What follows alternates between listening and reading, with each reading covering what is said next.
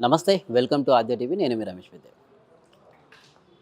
ఒకవైపు ఎస్సీ వర్గీకరణ గురించి పోరాడుతున్న వర్గం ఒకవైపు, ఇది కాదు రాజ్యాంగబద్ధంగా కావాలి వర్గీకరణ అని పోరాడేది ఇంకో వర్గం ఒకవైపు.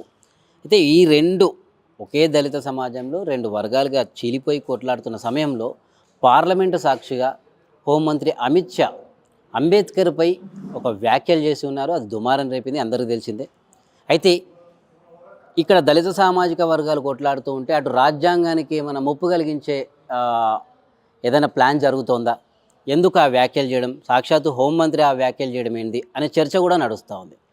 అయితే దీని మీద ఏంటి ఒక విశ్లేషణ మనం చేసుకుందాం.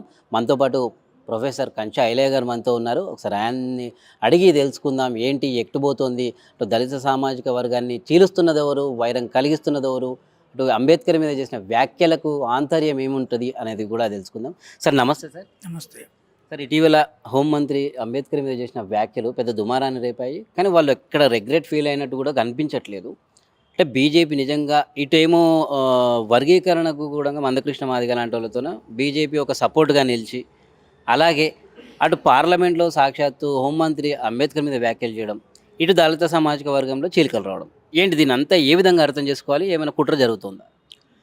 ఒకటి, హోంమంత్రి అమిత్ షా అంబేద్కర్ మీద చేసిన వ్యాఖ్య మొత్తము భారత రాజ్యాంగాన్ని రాసి ఈ దేశంలో ప్రజాస్వామ్యము నిలబడి ఉండడానికి మూల దైవమైన అంబేద్కర్ను ముందు ఆయన పెద్ద లెక్కలోడు గాడు అనే పద్ధతిలో అంబేద్కర్ అంబేద్కర్ అంబేద్కర్ అంబేద్కర్ అంటారు. అదే దేవుడు అంటే మీరంతా స్వర్గం పోయేది. నేననేది ఏంటి అంటే, అమిత్ షా స్వర్గము ఈ దేశంలో ఎస్సీ ఎస్టీ బీసీలు ఎవరు పోరు. అమిత్ షా తర్వాత మోహన్ భగవత్ స్వర్గం. వాళ్ళు ఇప్పటివరకు స్వర్గం అనే ఆలోచన వచ్చిన దగ్గర నుంచి వీళ్ళని ఎవరిని దాంట్లోకి రానియలే. ఇక్కడనే కలిసి తిననోళ్ళు, ఇక్కడనే గుళ్ళకు రానియనోళ్ళు, ఇక్కడనే వాళ్ళని పూజారులుగా కానియనోళ్ళు స్వర్గంలో ఎట్లా కలిసి ఉంటారు? కనుక ఈ దేశం ఎస్సీ ఎస్టీ బీసీ స్వర్గాన్ని అంబేద్కర్ 1956లో ఓపెన్ చేసిండు. మనకు స్వర్గం ఉన్నది, అది ఆయన స్వర్గమే పోతాం మనం. వీళ్ళు అంబేద్కర్ ఇప్పుడు మన అందరి దేవుడు అయ్యాడు. వాళ్ళ ఒక్క ద్విజులు అంటారు వాళ్ళు తప్ప శూద్రులకు కూడా ఆయనే దిక్కు. ఎందుకంటే వాళ్ళు పోవాలనుకున్నా అక్కడ రానియరే వాళ్ళు. అది మేజర్ సమస్య. రెండోది, అసలు అంబేద్కర్ను పార్లమెంటులోనే అంత తక్కువ చేసి చూడడానికి గల కారణం ఏంటి అంటే, 2024లో రాజ్యాంగ రక్షణ పోరాటం పేరుతో ప్రతిపక్షాలు నిలబడ్డాయి. ఆ ప్రతిపక్షాలు నిలబడడం వల్ల వీళ్ళ సీట్లు తగ్గినాయి. రిజర్వేషను 50% పైకి తీసుకుపోతామనే అంశం, రాజ్యాంగ రక్షణ. రాహుల్ గాంధీ వీళ్ళు రాజ్యాంగం పట్టుకొని తిరగడం, దాని మీద ఆయనకు చాలా కోపం ఉంది. అంటే వాళ్ళు ఏమనుకున్నారంటే, ఈ ఎన్నికల్లో 400కు దగ్గర వస్తే ఈ రాజ్యాంగాన్ని మార్చవచ్చు అనేది వాళ్ళకు ఒక ఆలోచన. అది ఆగిపోయింది. ఇప్పుడు ఇక ముందు సాధ్యం కాదు. ఎందుకంటే ఈ రాజ్యాంగం పట్ల అవగాహన చాలా పెరిగింది మొన్నటి ఎన్నికలు.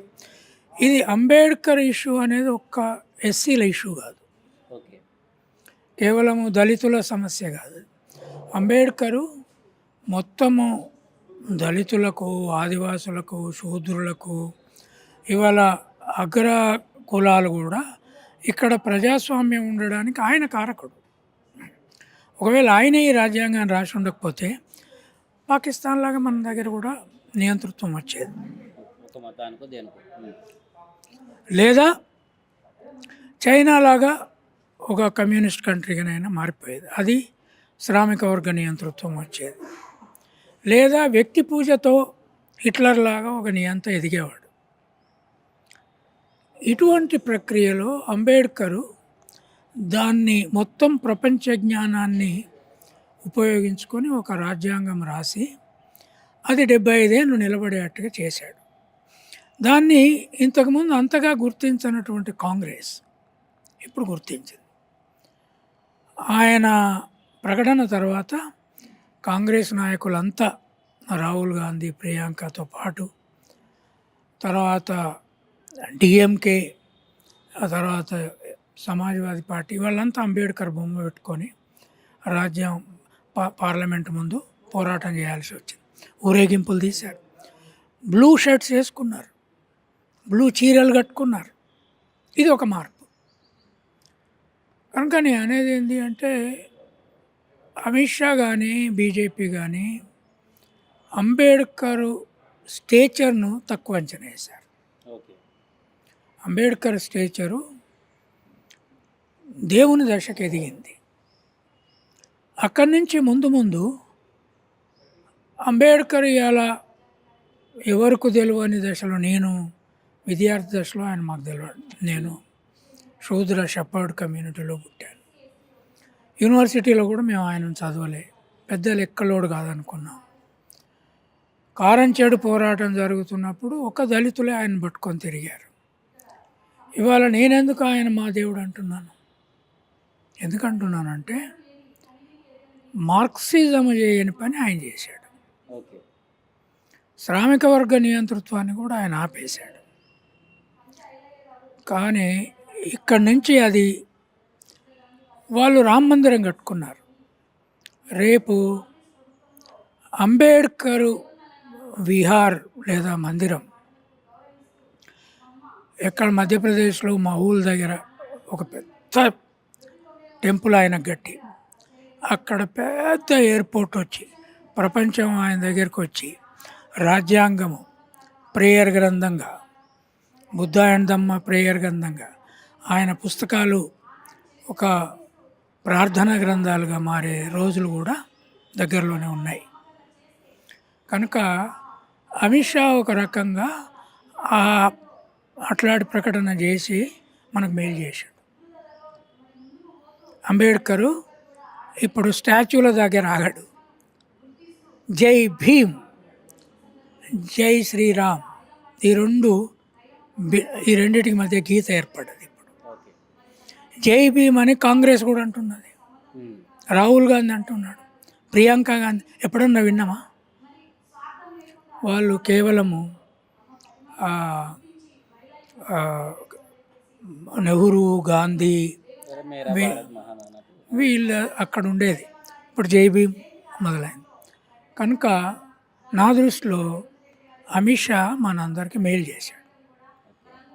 అయితే సార్, ఇక్కడ ఓ వైపు ఎస్సీ వర్గీకరణ, ఏబిసిడి వర్గీకరణ కావాలని చెప్పేసి మందకృష్ణ మాదిగా అటు బీజేపీ సపోర్ట్ కూడా తీసుకున్నాడు. అయితే ఇక్కడ మాల సామాజిక వర్గం కావచ్చు, మాదిగలు కావచ్చు, వీళ్ళందరూ ఒకరికొకరు మాటలు అనుకోవడం కానీ, ఇది అయ్యే పని కాదని ఒకరు, లేదు మాకు కావాలి మమ్మల్ని దోచుకుంటారని ఒకరు. అసలు ఏం జరుగుతోంది దళిత సామాజిక వర్గంలో ఉన్న మొత్తం? ఎందుకంటే 59 కలిపి ఉపకులాలు కావచ్చు, అన్నీ కలిపి ఉన్నాయి. అసలు ఏం చేయబోతుంది? అటు కేంద్రం ఇచ్చినట్టే ఇస్తుంది, కానీ ఇక్కడ రాష్ట్ర ప్రభుత్వం అమలు చేయట్లేదని చెప్పేసి వీళ్ళ వాదన. ఈ రాష్ట్ర ప్రభుత్వం ఎప్పుడు చేయాలంటున్నారు? ఇప్పుడు కాస్ట్ సెన్సెస్ లెక్కలు వచ్చినాక. ఆ కాస్ట్ సెన్సెస్ లెక్కలు వచ్చిన సుప్రీంకోర్టు జడ్జిమెంటు కేవలం తెలంగాణ రాష్ట్రం ఎస్సీల వర్గీకరణకు చేసింది కాదు, అది దేశం మొత్తం సబ్ కులాలకు వచ్చిన జడ్జిమెంట్. అది ఎవరి సపోర్ట్తో వచ్చింది? కేంద్ర ప్రభుత్వం వాదంతో వచ్చింది. కనుక దేశం మొత్తం మీద అమలు చేయాల్సిందే. కానీ రేపు కాస్ట్ సెన్సెస్ వచ్చిన తర్వాత ఇక్కడి కాంగ్రెస్ ప్రభుత్వం అమలు చేయడం సాధ్యం కాదు, చేసినా అది ఉండదు. రేపు మాలామాదిగలు డివిజన్ చేస్తారు, మరి లంబాడ, కోయ, గోండుల ఎస్టీది అది కూడా చేయాలిగా. తర్వాత బీసీలది అది కూడా ఇక్కడ చేస్తారు. మరి యూపీఎస్సీలో కేంద్ర ప్రభుత్వంలో ఎవరు చేయాలి? అంటే కృష్ణమాదిగా ఇక్కడ ఎస్సీ వర్గీకరణ కావాలంటాడు, ఇక్కడ రిజర్వేషన్ పెరగాలంటాడు. కేంద్ర ప్రభుత్వంలో ఐఏఎస్, ఐపీఎస్ ఆఫీసర్లు ఎవరు కావాలి? మరి మాదిగలు కావద్దా? మాదిగలు కావద్దా? అక్కడ ఎందుకు అడుగుతలేవు? కనుక నేను అనేది ఏంటంటే అట్లా చేయడం సాధ్యం కాదు. అన్ని కులాలు కలిసి కేంద్రం మీద ఒత్తిడి తెచ్చి వచ్చే 2025 కులగణనలో కులాల లెక్కలు తీయమని, వర్గీకరణకు రూల్స్ ఫ్రేమ్ చేయమని కేంద్రం మీద ఒత్తిడి చేయాలి. అది తప్ప ఇంకో వేరే మార్గం లేదు. తెలంగాణ ప్రభుత్వం చేయలేదు. అయితే సార్ ఇది ఓ వైపు ఏమో మాల సామాజిక వర్గము చెయ్యండి కానీ ఆర్టికల్ 341 ఫాలో కావండి అని చెప్పేసి వీళ్ళు అంటారు. మాకు అదంతా అవసరం లేదు, మాకు రాజ్యాంగబద్ధంగానే కావాలని మాదిగ సామాజిక వర్గం కొట్లాడుతూ ఉన్నది. అసలు ఏంటి 340? ఎవరన్నా 341 341 ప్రకారం అట్లా చేయడం కుదరది. ఏ లెక్కల ప్రకారం చేయమంటున్నారు అంటే ఎంత ఉన్నది ఇప్పుడు? మాదిగ జనాభా ఎంత, మాల జనాభా ఎంత? ఏది లెక్కలేవి? ఎట్లా చేయమని లెక్కలు తెలకుండా ఎట్లా చేస్తారా? అప్పుడేమో మాదిగలు 7%, మాలలు 6% అని చంద్రబాబు నాయుడు ప్రభుత్వం చేసింది. ఇప్పుడు దేని ప్రకారం చేస్తారు? ఇప్పుడు వచ్చే కాస్ట్ సెన్సెస్ ప్రకారం అంటున్నారు. అది అట్లా అవి చేసినా కూడా అది నిలబడదు. కేంద్రంలో ఉన్న సెన్సెస్ కమిషనర్ చేసిన లెక్కలే సుప్రీంకోర్టు స్క్రూటినీకి నిలుస్తాయి, మిగతా నిలవాయి. కనుక చెయ్యడం అనేది సాధ్యం కాదు. అందరు కలిసి కేంద్రం మీద కొట్లాడడం, అది చేయడం నాకు అంగీకారమే. సుప్రీంకోర్టు జడ్జిమెంట్ నేను ఒప్పుకుంటా, ఎందుకంటే సబ్ కాస్ట్లో న్యాయం జరగాలి. కానీ అక్కడ ముందు జరిగి వాళ్ళు రూల్స్ ఫ్రేమ్ చేసి రాష్ట్రాలకు ఇచ్చిన తర్వాత అక్కడి నుంచి కింద రాష్ట్రాలని చేయాల్సి, ఒకటే చేయదు, అన్ని రాష్ట్రాలు చేయాలి. Thank you sir.